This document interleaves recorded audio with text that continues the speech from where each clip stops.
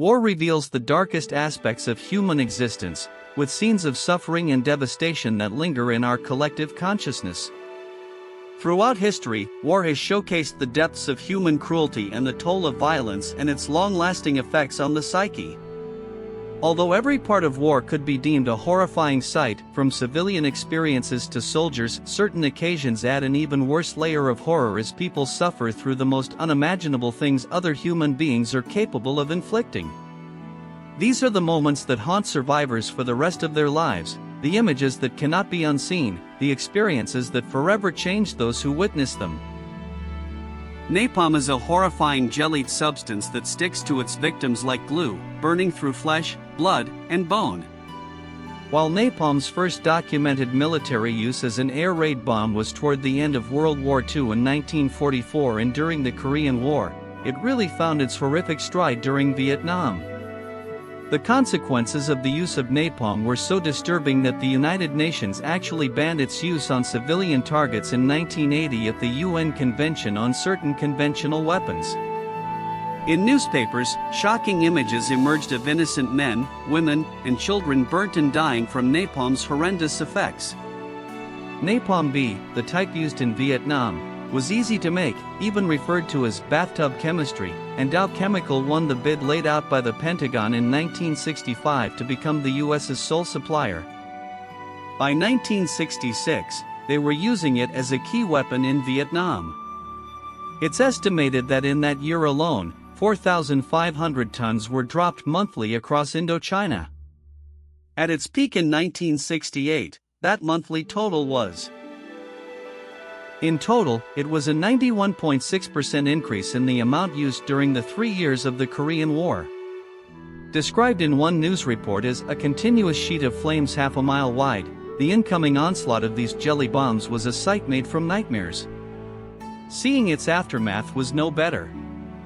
A now famous photo depicted the horror and tragedy napalm caused, a young girl running with other children, her face captured in a scream and her clothes completely burnt away. Incredibly, unlike many others, the girl in the photo, Kim Phuc Phan Thi, survived and went on to write the harrowing tale of her experiences with napalm. She described how napalm scorched my clothing and then my skin, and then the fat and muscle and other tissue that had once thrived in layers below my skin, so that I would forever be seen as different. The main reason napalm was so effective was because it stuck, burning and unrelenting, to everything it touched, including human skin. Hill 303, Korean War atrocity. Many atrocities occurred during the Korean War that raged from 1950 to 1953. After the North Korean People's Army attacked the South without warning, they committed a series of war crimes that are considered some of the worst in recorded history. One of which was what occurred on Hill 303 in August of 1950. Under pressure from the advancing Korean troops, a U.S. squad found themselves waiting for reinforcements to help them defend a point not far from Hill 303. When Americans saw a group of soldiers appear, they thought that help had arrived until they realized that these Korean soldiers were not allies and were in fact heavily armed North Korean troops. Quickly they lost control of the situation, and the lieutenant in charge of the squad gave the order for the U.S. soldiers to surrender. This should have meant that they became prisoners of war. Initially, that was how things seemed. Given water, cigarettes, Jewish death marches, World War II. By the summer of 1944, it became pretty clear to the Germans that their chances of winning World War II were extremely slim. And when they did lose, one horrific fact of the regime would be laid bare for the world to see: the concentration camps of the Holocaust. While there were many horrific and inhumane sights waiting for the liberators of the camps, one of the final injustices against Jewish people in Nazi-occupied countries was observed by many who could never forget what they saw: the death marches. Although death marches had occurred earlier in World War II, in 1944 the number hugely increased, leading to thousands upon thousands of tragic deaths. After the Soviets took over the concentration camp at Lublin, Heinrich Himmler ordered all concentration camp prisoners outside Germany to be marched toward the interior of the Reich. The marches themselves were composed of Jewish people, prisoners of war, and enemies of Nazi Germany. From Himmler's perspective, there were 3 reasons to evacuate the camps and begin this approach. 1. He and other SS members didn't want the world to know their story, the horrors they had seen and suffered at the hands of the most vicious and devoted of Nazis. 2. They still believed they could be useful in producing armaments for the war effort. 3. They were convinced they could use them as a bargaining chip against the Allies to ensure the survival of Nazism after the war. While on paper this may seem better than a concentration camp, the reality was horrific. Thousands were forced into walking further than was really possible under unbearable conditions and abuse from their Nazi torturers.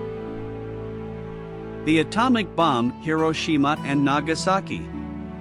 One of the most horrifying sights in war is shared by military and civilian alike, seeing a dreaded canister fall out of the bottom of a bomber plane, knowing the inevitable will happen when it strikes the ground. This is doubly true for those individuals who were unlucky enough to be in Hiroshima and Nagasaki on August 6 and 9, 1945, when the US dropped the atomic bombs on Japanese civilians, a decision that is still viewed as highly controversial today. In fact, 56% of Americans asked in 2015 said they still thought the bombing was justified, in comparison to only 14% of Japanese people. The intention of the drop was in no small part a revenge ploy by the US for the attack on Pearl Harbor in 1941, but officially it was to save the lives of citizens of America and Japan by forcing a quick end to the war. Survivors of the attack have spoken extensively about their experience, what they saw when the bomb hit, and the tragedy of what happened next.